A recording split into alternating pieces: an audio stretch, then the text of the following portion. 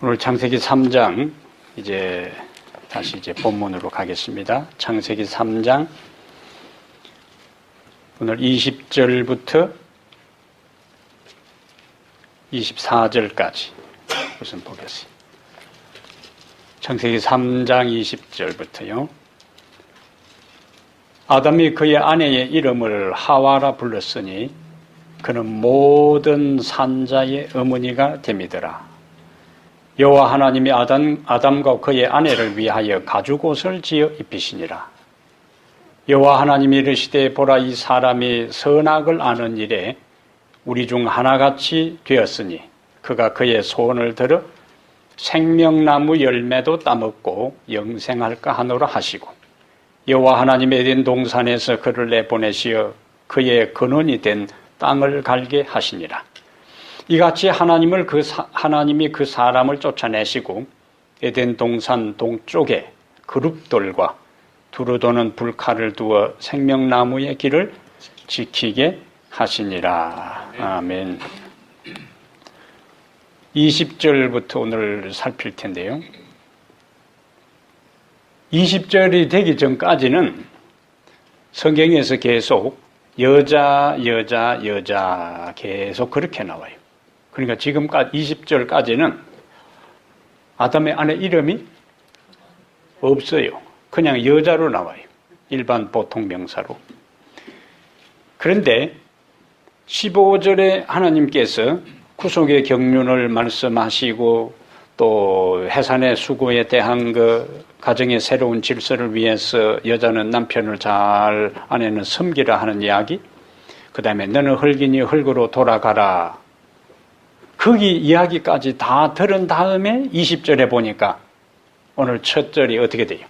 아담이 그 아내의 이름을 하와라 불렀으니 그는 모든 산자의 어머니가, 카톡하는 건 내가 깜빡했잖아요. 그는 모든 산자의 어머니가 됨이더라. 그럼 언제 이름을 지었어요? 물론 죄 짓고 난 다음에 지었는데 너무 답을 정확하게 쉽게 해버렸는데, 언제 이름을 지었어요? 죄 짓고 난 다음인데, 죄 짓고 난 다음에 어떤 상황이 지난 다음, 창세기 3장 15절에 대한 걸 이 아담이 이해했다는 이야기예요. 왜냐하면 그 이름을 하와로 했는데 그 하와란 이름의 뜻이 산자의 의미. 그 다음에 밑에 보면은 뭐라고 설명해놨냐면은 난외주에 생명이라 그래서 생명. 하와란 이름의 의미는 생명이요. 그러면은 그냥 일반 명사로 여자 나오다가 마지막 19절은 너는 흙이니 흙으로 돌아가라 하는 것은, 흙으로 돌아가는 것은 뭡니까? 다 끝났어. 죽음이요. 사망이라. 무존재로 가는 거예요. 아무것도 없어지는 거예요. 본래 없던 상태에서 하나님께서 흙으로 사람을 지으시고 하나님의 생명을 불어넣었는데, 생명의 근원 되신 하나님을 믿지 않고 불순종했을 때에 너가 없었던 것처럼 다시 없었던 존재가 있게 된 너는 다시 없어지라는 이야기. 근데 없어지라는 절망의 이야기 끝에 아담은 그 아내의 이름을 하와, 생명이라 지었고, 그 다음에 그 역할이 뭐냐? 하와의 역할이 모든 산자의 어머니가 됨이라. 이것은 하나님께서 아브라함에게 하신 아담에게 이야기한 창세기 3장 15절에 구속의 하나님의 계획을 아담이 이해했다는 거예요. 어떤 측면에서? 여기 창세기 3장 15절에 인류에게 희망이 뭡니까? 3장 15절에 누구를 통한 희망이에요? 여자의 후손을 통한 것이 아담에게 주어진 마지막 희망이에요. 하나님께서는 자비롭게도 범죄한 인간에게 땅의 저주와 가정의 새로운 질서와 그 다음에 흙으로 돌아가라는 것, 이러한 모든 말씀을 먼저 하신 것이 아니고 창세기 3장 15절에 복음을 먼저 말씀하신 거예요. 복음을 먼저 듣고 난 다음이기 때문에 아담은 그 다음에 이야기하는 모든 것을 들으면서도 뭘 생각한 거예요? 마음에 희망이 있었다는 거예요. 희망. 너는 흙이니 흙으로 돌아가라는 선언을 들어도 내가 흙으로 돌아가는 것으로 끝나는 게 아니다. 왜? 하나님께서 창세기 3장 15절에 여자의 후손을 통해서 다시 너가 잃어버린 생명, 잃어버린 지위, 잃어버린 특권, 잃어버린 에덴을 다시 회복하게 될 것이다 하는 것이 창세기 3장 15절에 여자의 후손을 통한 그 약속에 그것이 다 들어가 있는 거예요. 이것을 깨닫고 그의 아내 이름을 하와를 했는데 여자의 후손이니까 결국 자기는 이미 하나님께로부터 자기가 아담이 생명을 받았어요. 그런데 불순종하고 범죄했으니까 하나님께로부터 공급받은 생명이 흙으로 돌아가게 끝나버린 거라. 근데 여자의 후손인 메시아를 통해서 새로운 생명이 시작될 것이다. 결국에 자기 아내가 그냥 아내가 아니고 결국에 이 아내가 낳은 후손 중에서 누가 올 것인가? 메시아가 올 것이라는 이야기. 그러한 복음의 원리를 깨닫고 아담이 그 아내 이름을 하와 생명이라 그렇게 지었어요. 여기 에레미야 31장 22절에는 여호와가 새 일을 세상에 창조하였나니 곧 여자가 남자를 안으리라. 여호와께서 새 일을 세상에 창조하는데 여자가 남자를 안으리라. 메시아에 대한 이야기. 그것이 여기 창세기 3장 15절과 연결되고 창세기 3장 20절에 그 아내 이름을 하와라 불렀으니 모든 산자의 어머니가 됨이라.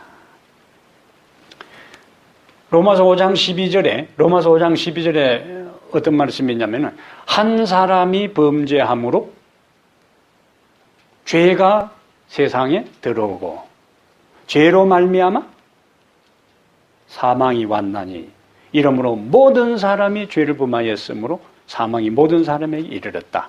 그러면은 한 사람으로 말미암아 뭐가 세상에 들어오고 죄가 세상에 들어오고 죄로 말미암아 사망이 왔다.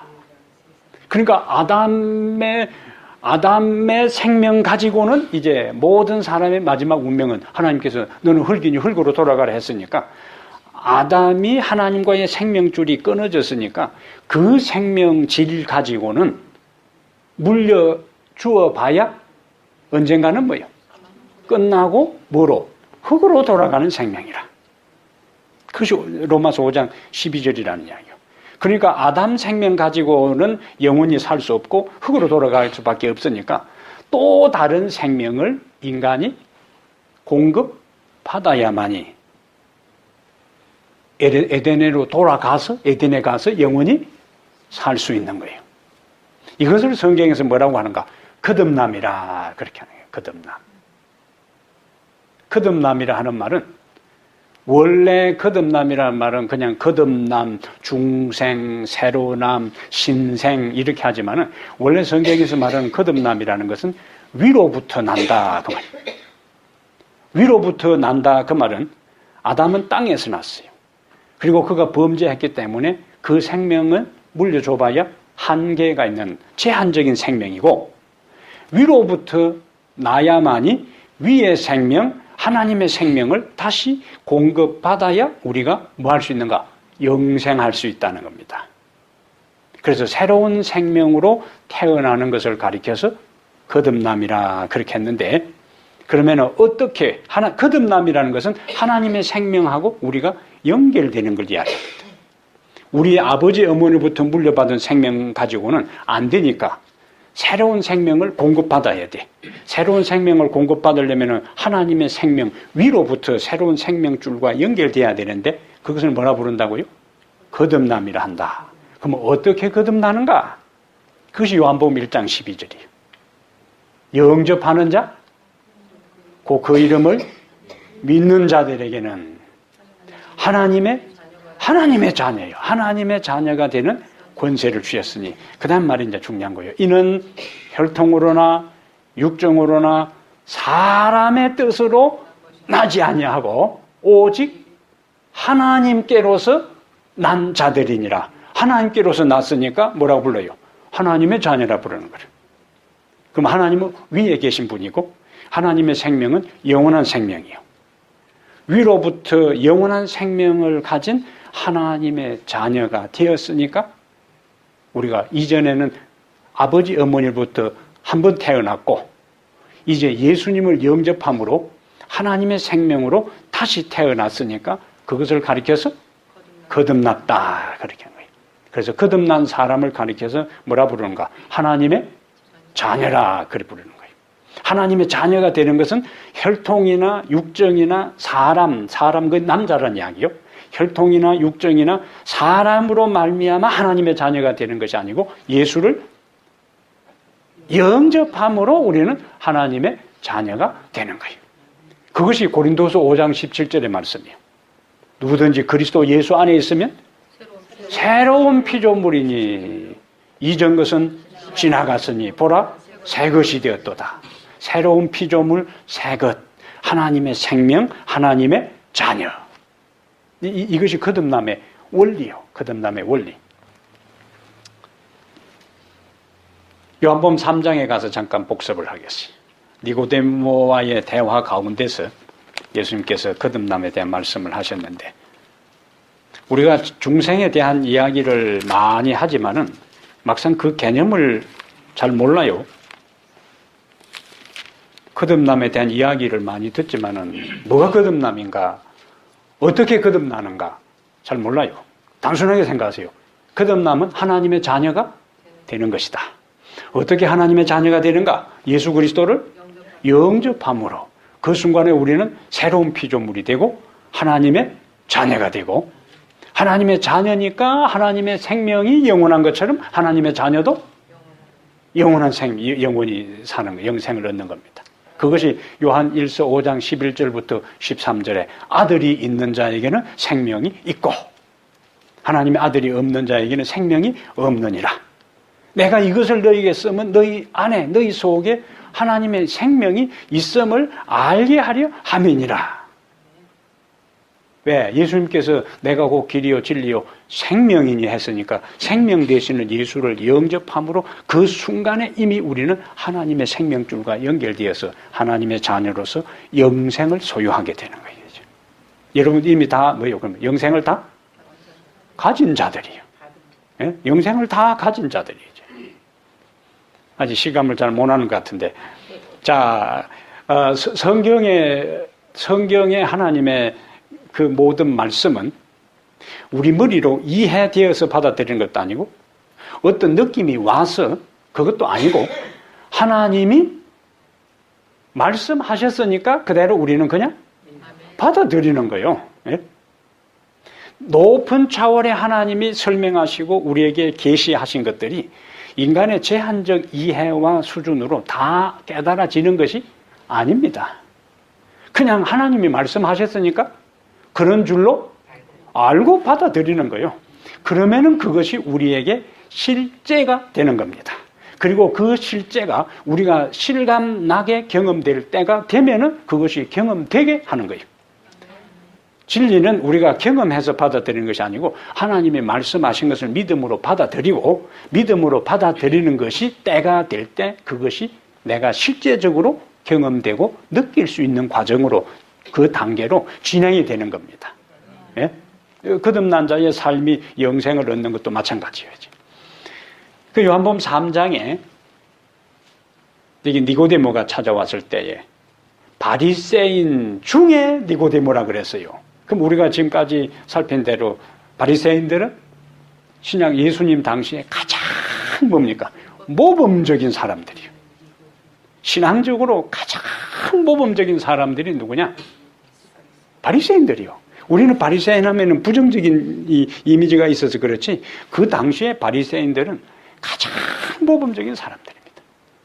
기도 철저히 하고 성경 열심히 암송하고 예? 길에 가다가도 기도 시간 되면 딱 골목에 서서 기도하는 사람들이고 성전에 부지런히 다니던 사람들이고 또 뭐요? 11조 잘 드리는 사람들이고 아주 완벽한 외행적으로는 완벽한 종교인들이 예수님 당시에 바리새인들이요. 근데 예수님은 그 니고데모를 향해서 3절에 예수께서 대답하여 이르시되 진실로 진실로 내게 이르노니 사람이 거듭나지 아니하면 하나님 나라를 볼 수 없느니라. 그 다음에 5절에는 여기는 볼 수 없다 그랬고 거듭나지 아니하면 5절에는 예수께서 대답하시되 다시 진실로 그냥 진실로가 아니라 진실로 강조요 강조 내게 이르노니 사람이 뭐라고 했어요? 물과 성령으로 나지 아니하면 하나님 나라에 들어갈 수 없느니라. 앞에는 볼 수 없다 그랬고 여기는 하나님 나라에 들어갈 수 없다. 그러니까 가장 중요한 게 그건 뭡니까?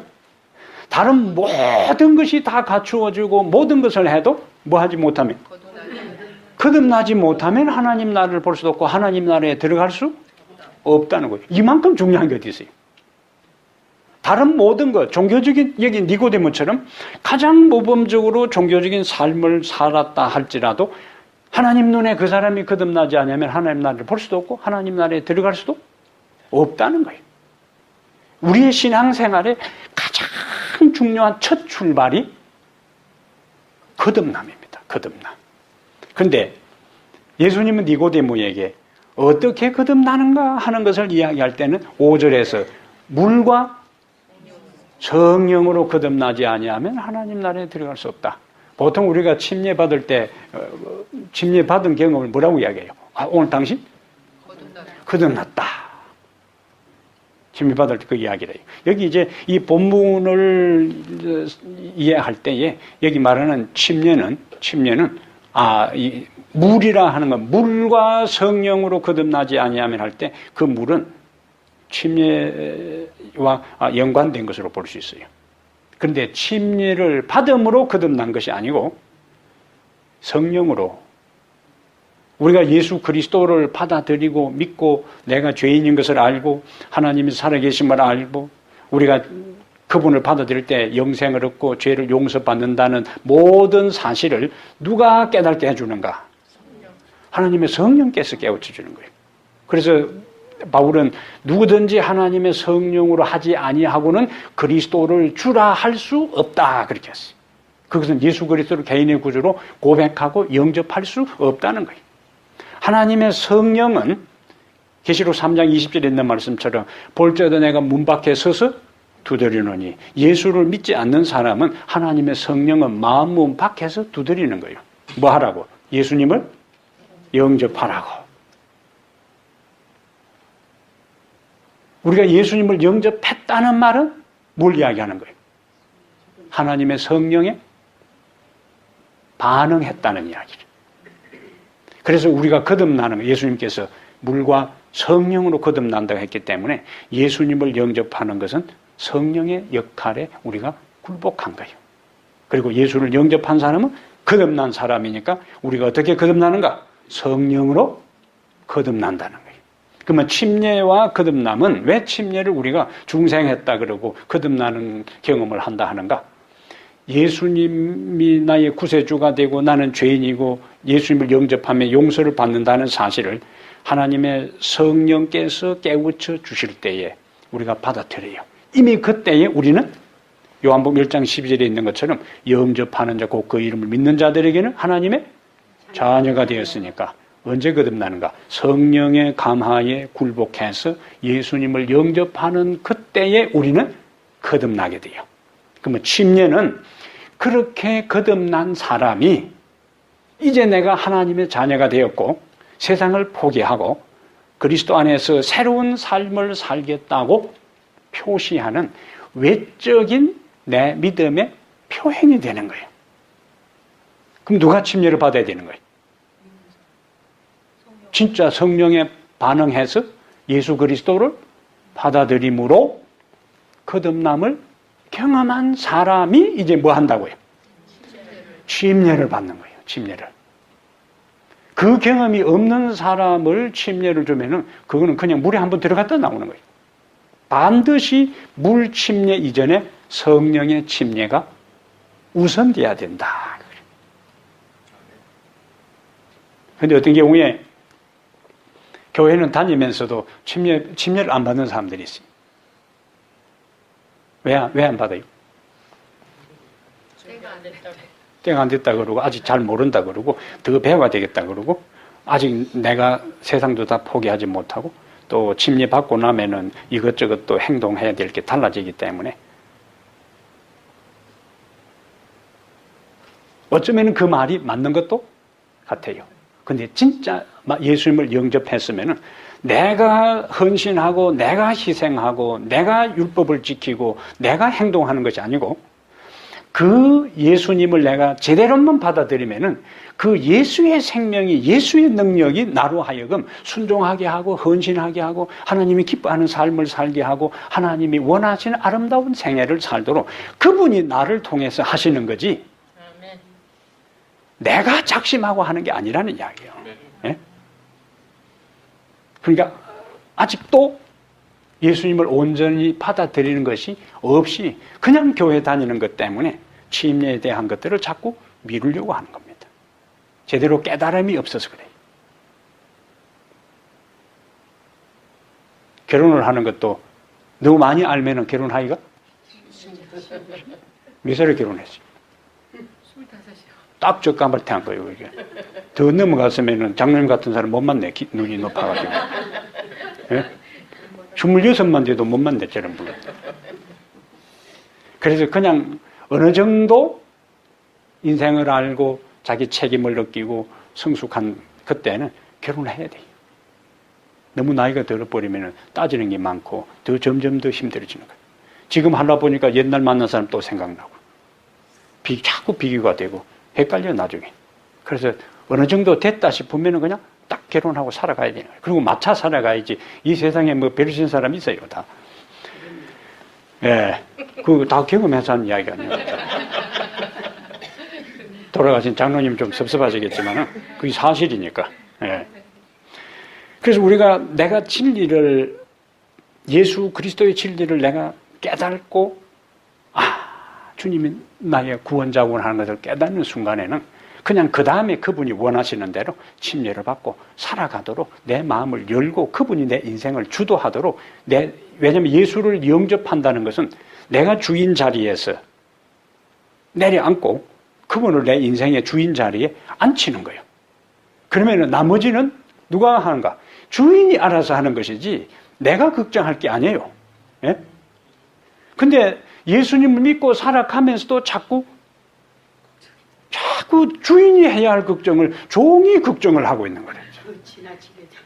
예. 예수를 받아들인다는 것은 내가 이제 왕노릇하고 내 인생 주인으로 하는 걸 다 내려놓고 전적인 내 인생의 주도권, 주권을 예수님에게 다 맡기는 거예요. 그것이 잘 안 되기 때문에 자꾸 우리 마음속에 자아와의 싸움이, 투쟁이 일어나는 겁니다. 그래서 우리가 너희가 나를 따르거든 날마다 자기 자신을 부인하고 제 십자가를 지고 나를 따를 것이니라는 누가복음 9장 23절의 말씀은 자꾸 예수님께 맡겨놨다고 내 인생 안 되겠다 싶어가지고 예? 내가 뭐 좀 하려고 자꾸 예수 선생님 때는 한데 안 되겠다고 죽이 되든 밥이 되든 맡겨야 돼요. 맡겨야 돼요. 다 예수를 믿고 난 다음에는 그냥 전적인 주도권을 맡겨야만이 그 다음에 인생이 풀리게 되어 있습니다. 그것이 거듭난 자의 삶의 모습이에요. 예? 인생의 주도권을, 주권을 다 맡기고 그분이 내 인생을 이끄는 대로 살아가는 삶의 모습입니다. 오늘 찾아보겠어요. 에베소 4장 조금 더 보겠어요.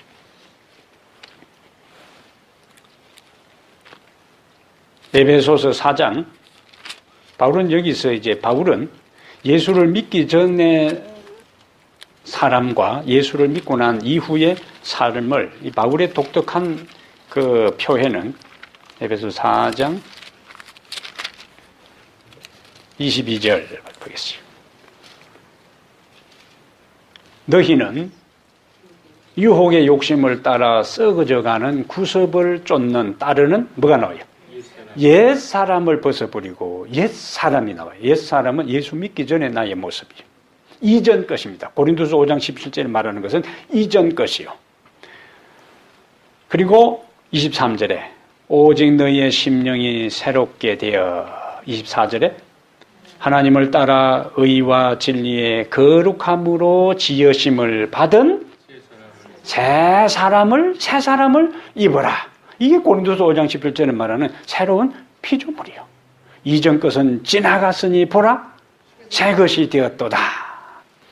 그러면 그런 사람의 삶의 모습, 새 사람, 거듭난 자의 삶 모습, 예수의 생명이 있는 사람, 하나님의 자녀된 자, 성령으로 거듭난 자의 삶은 25절에 그런즉 거짓을 버리고 각각 그 이웃과 더불어 참된 것을 말하라. 이는 우리가 서로 지체가 됨이라. 분을 내어도 죄를 짓지 말며 해가 지도록 분을 품지 말고 마귀에게 틈을 주지 말라. 그 다음에 29절에 무릇 더러운 말은 너희 입 밖에도 내지 말고 오직 덕을 세우는 데 소용되는 대로 선한 말을 하여 듣는 자들에게 은혜를 끼치게 하라. 이것이 누구의 삶이라고요? 거듭난 자의 삶이요. 이렇게 해서 거듭나는 것이 아니고 하나님의 생명을 가졌으니까 이제는 뭐요? 이렇게 살아가는 겁니다. 살아가는 삶의 모습이요.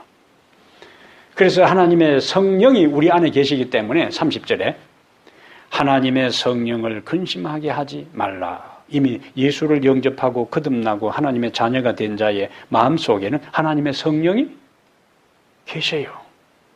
하나님 성령이 계시는 겁니다. 그런데 여기 앞에 나오는 이대로 살지 아니할 때에 그 하나님의 성령이 근심하시는 거라. 하나님의 성령을 근심하게 하지 말라. 그 안에서 너희가 구원의 날까지 인치심을 받았느니라. 32절에 서로 친절하게 하며 불쌍히 여기며 서로 용서하기를 하나님이 그리스도 안에서 너희를 용서하심과 같이 하라. 누구의 삶이라고요? 거듭난 자의 삶이요. 이 모든 것을 누가 가능하게 하는가? 우리 속에 계신 예수의 생명, 우리 속에 계신 하나님의 성령이 이렇게 가능하도록 우리와 협력한 역사를 이루어 가십니다. 자, 다시 창세기 3장 21절로 가세요.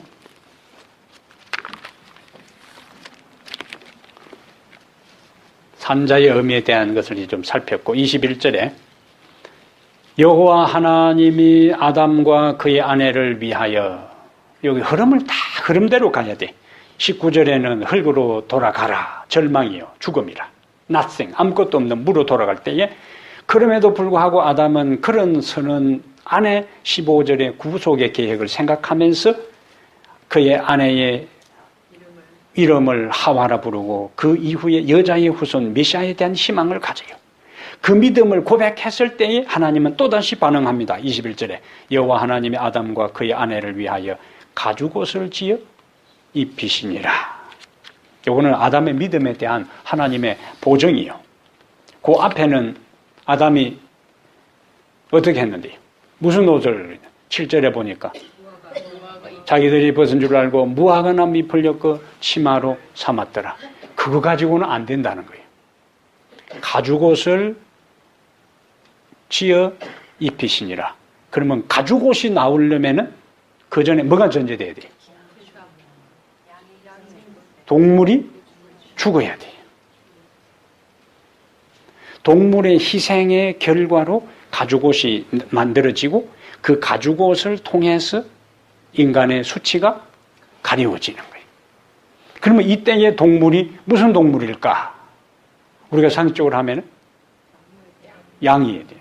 양. 왜냐하면 계시록 13장 8절에 이 킹제임스 버전이나 뉴 킹제임스 버전에는 창조 세상의 기초가 놓일 때부터 죽임을 당한 양이라 그랬어요.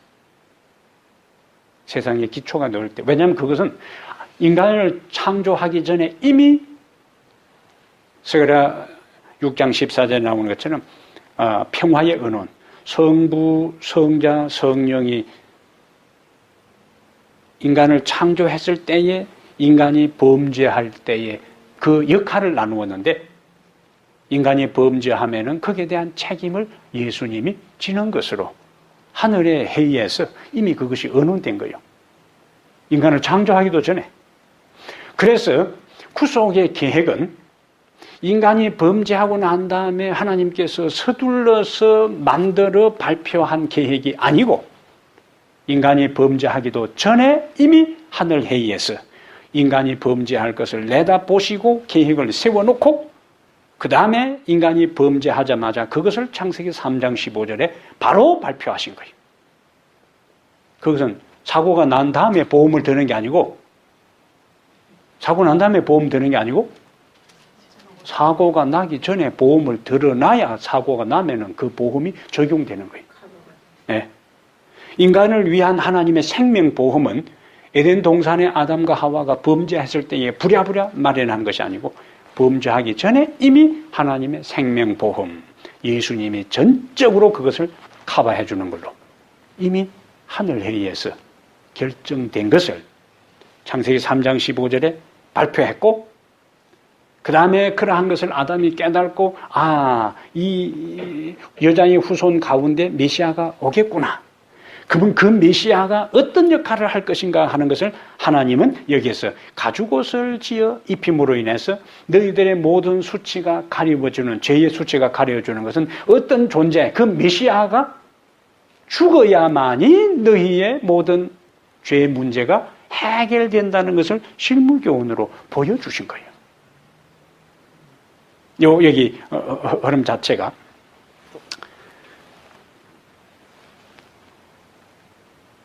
출애굽할 때에 마지막 재앙이 무슨 재앙이죠?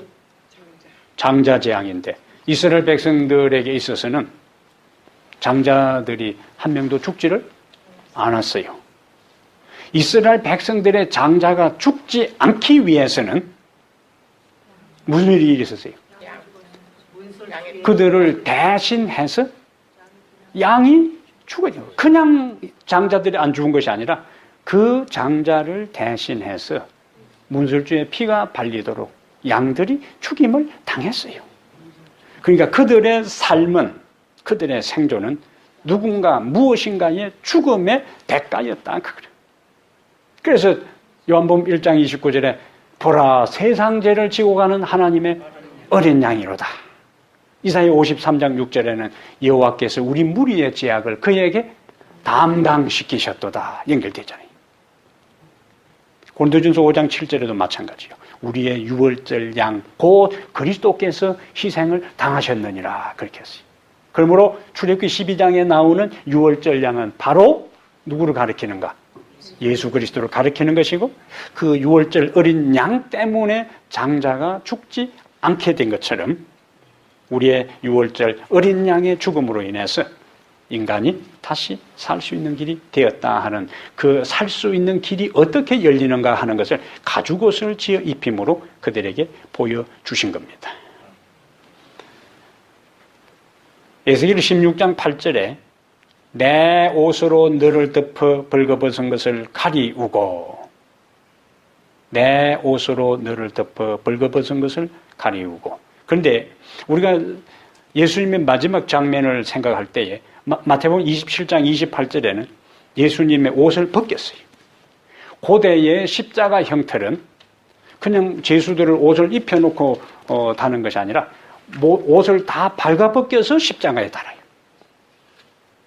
그는 가장 육체적으로는 가장 큰 고통, 정신적으로는 가장 치욕을 주는 거예요.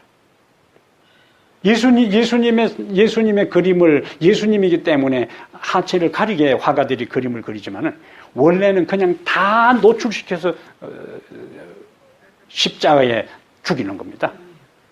예?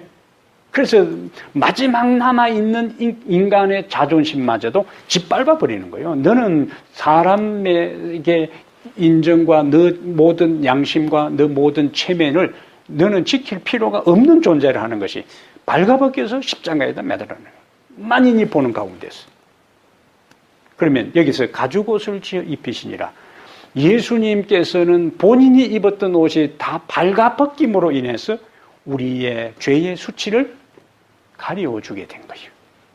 그분이 사람들에게 자신의 죄가 아닌 우리 죄로 인해서 그가 다 발가벗겨서 돌아가신 그 사실이 우리로 하여금 우리의 모든 죄의 수치와 가정함과 더러움이 가려지도록, 그것이 바로 여기 가죽옷을 지어 입힌 이 사건 속에서 나타나요.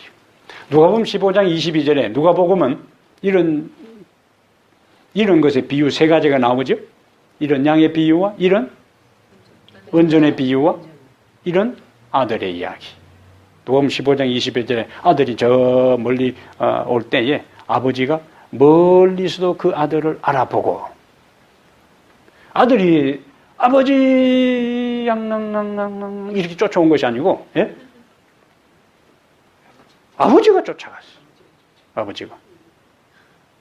그리고는 그를 껴안고, 그러면서 누가복음 15장 22절에 신발을 벗겨 새 신을 신기고 가락지를 끼우고 옷을 입히라 하는 게 나오는 거예요. 옷을. 그게 옷을 입히라, 새 옷을, 제일 좋은 옷을 입히라는 것이 나오는 거예요. 그것은 요놈이 내 모아놓은 재산 가서 다 허랑방탕하게 다 탕진해도, 예?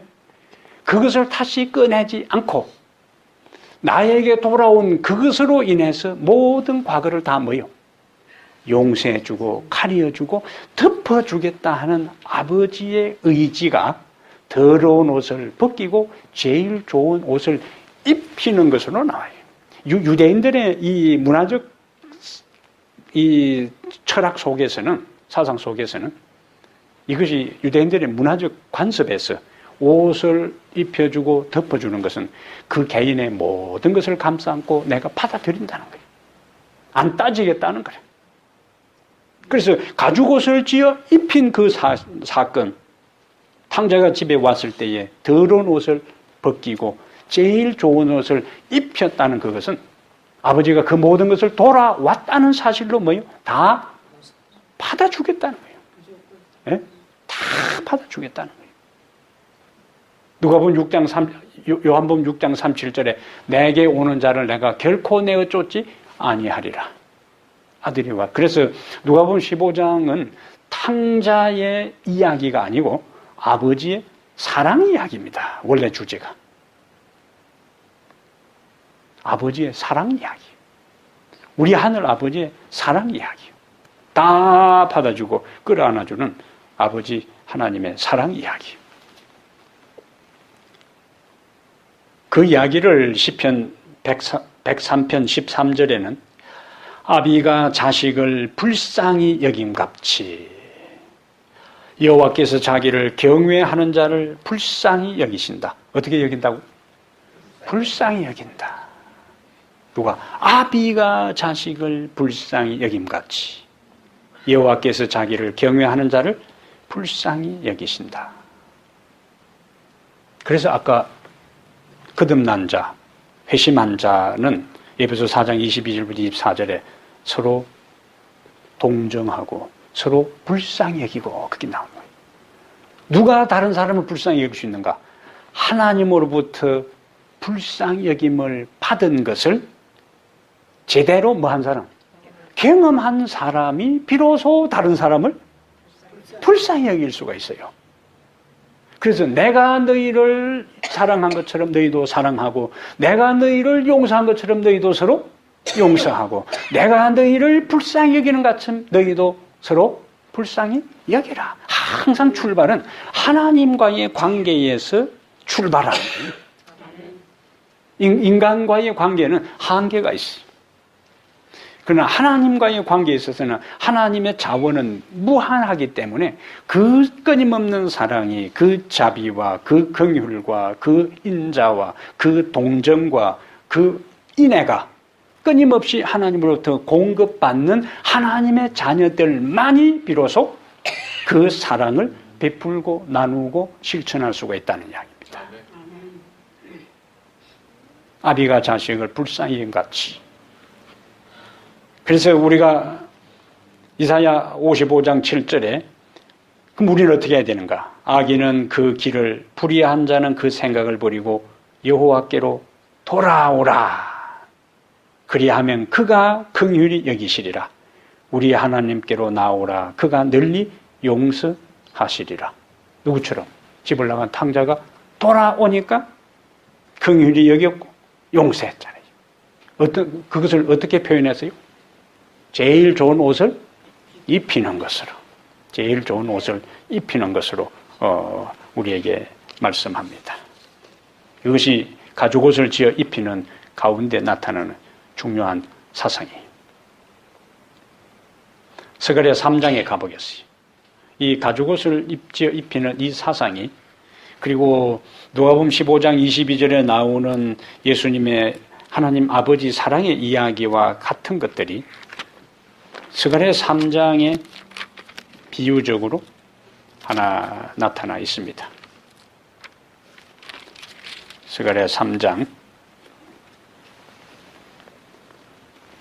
여기 지금 계속 키워드는 뭡니까?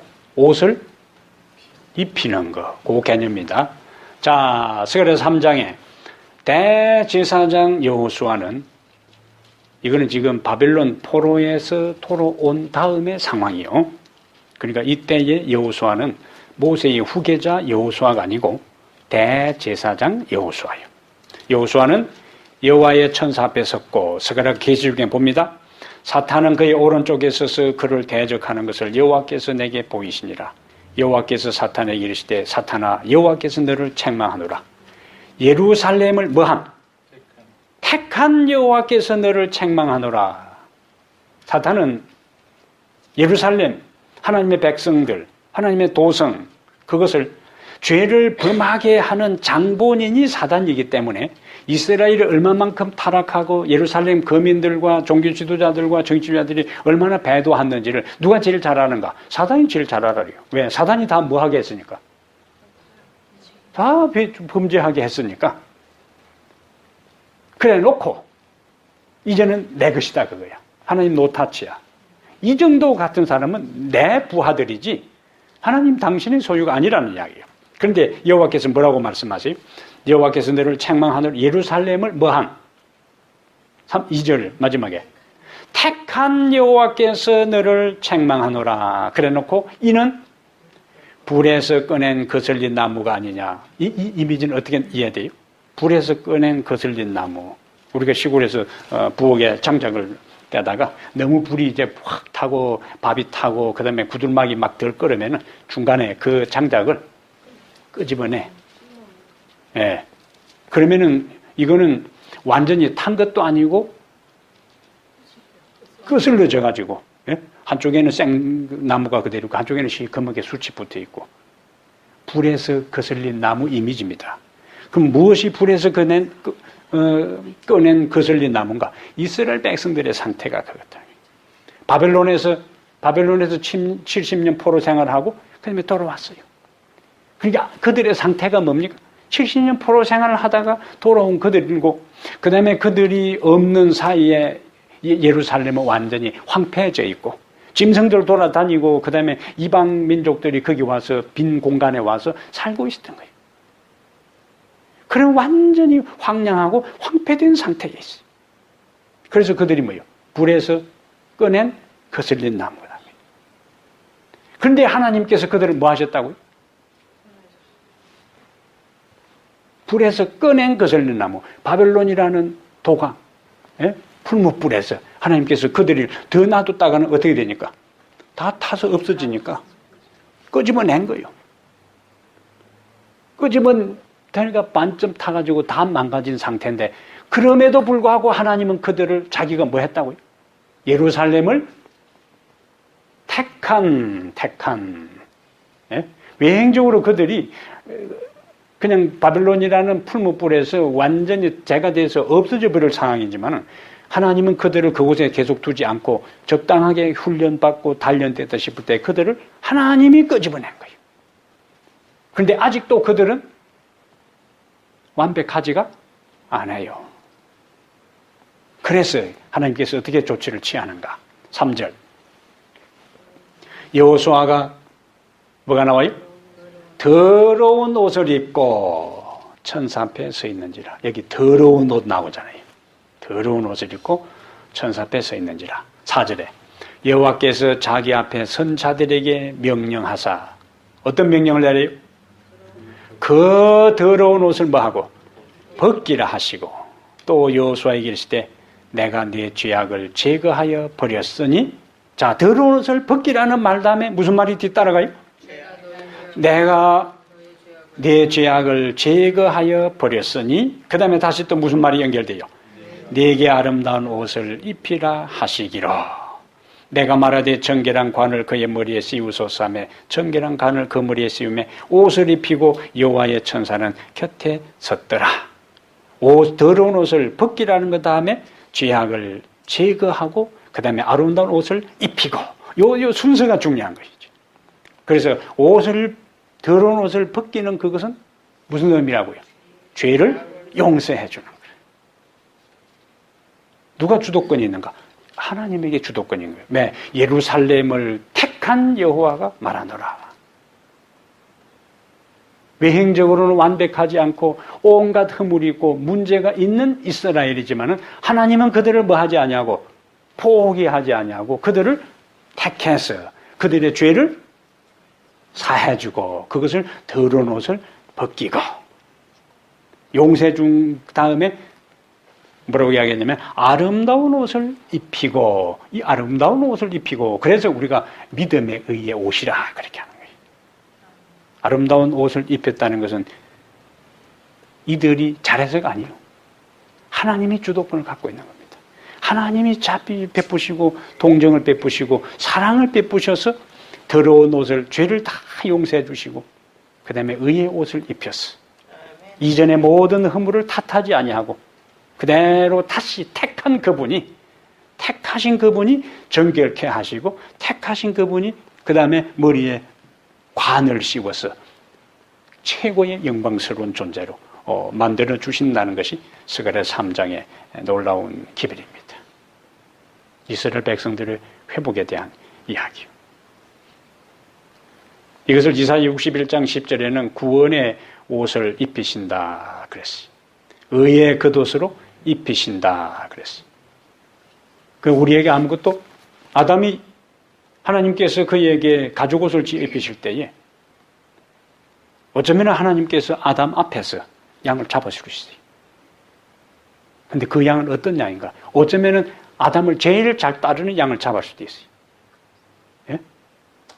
그냥 여기저기 많은 양떼 가운데 한 마리 끌고 온 것이 아니고 평소에 아담이 제일 좋아하고 아담 곁에 항상 잘 따르는 펫. 예? 그럼 아담 마음이 어땠을까요? 자기를 제일 좋아하고 제일 따르던 그 양을 하나님께서 그 앞에서 잡았어. 가죽 옷을 뺐어. 하나님께서 머리줄을 하고 옷을 해서 입혔을 때에 그냥 일반적인 그 에덴 동산에 뛰어노는 일반 양을 잡아도 그 한 마리 한 마리가 그에게는 너무나 소중하고 사랑스러운 그 동물들인데 어쩌면 우리가 머릿속에 영적인 상상을 했다면 가장 그 사랑했던 우리 집에 이 강아지나 또 그 고양이 자기들 식구처럼 그렇게 하는 그 한 마리 양을 해서 아담에게 가장 네가 그렇게 사랑했던 것 죽음으로 인해서 네 수치가 가려워진다는 걸 통해 하나님에게 있어서 나에게 가장 사랑스러운 존재 예수 그리스도의 죽음으로 내 모든 죄 문제가 해결된다는 복음의 메시지를 하나님께서 아담에게 주셨다는 이야기입니다. 그러므로 아담은 자랑할 것이 하나도 없어요. 전적인 구원의 주도권은 누구에게 있는가? 하나님에게 있어요. 하나님의 자비와 하나님의 긍휼과 하나님의 인자하심이 죄 가운데서 한 줌의 흙으로 돌아가도록 방치해 두지 아니하고 포기하지 아니하고 예루살렘을 택한 여호와가 말하노라. 그리고 더러운 옷을 벗기고 죄를 사하고 제일 좋은 옷을 입혀주셨던 하나님. 돌아온 탕자의 더러운 옷을 벗기고 신을 신기고 가라지를 끼우고 그 다음에 제일 좋은 옷을 가져다가 입히라고 하셨던 그 아버지의 모습이 스가랴 3장에 나오는 이 장면이 누가 보면 15장의 신약에 가서 새로운 형태로 예수님께서 스토리로 발전시켜서 교훈하신 겁니다.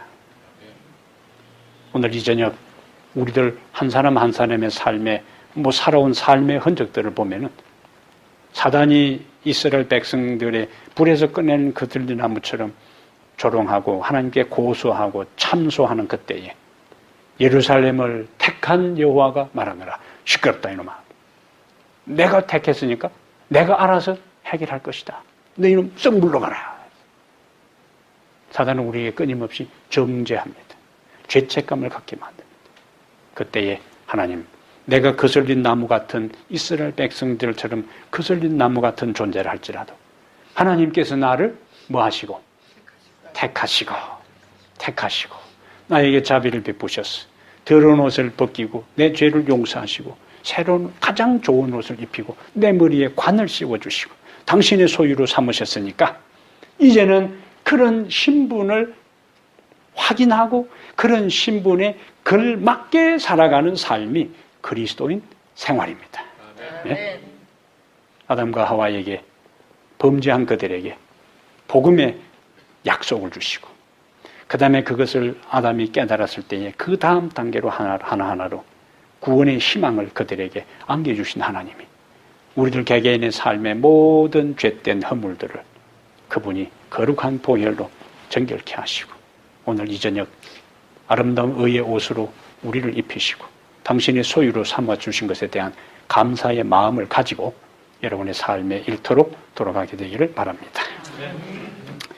하나님 우리 아버지 이 저녁에 아무것도 자랑할 것도 없고 내세울 것도 없고 불에서 꺼낸 거슬린 나무 같은 저희들을 사랑하시고 자비를 베풀어 주신 것을 인해 감사합니다.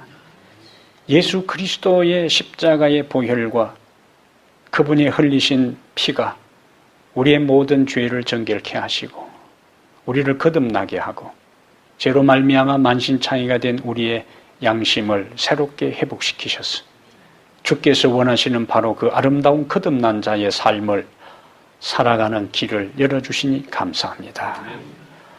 주께서 우리를 당신의 존귀한 자녀로 삼으시고 가장 아름다운 간을 씌우시고 의의 옷을 입히시고 당신의 자녀로 삼으셨사오니 우리의 매일매일의 삶이 하나님의 자녀답게 살아가도록 축복하시고 역사하여 주시옵소서. 우리 주 예수님 이름으로 기도합니다. 아멘.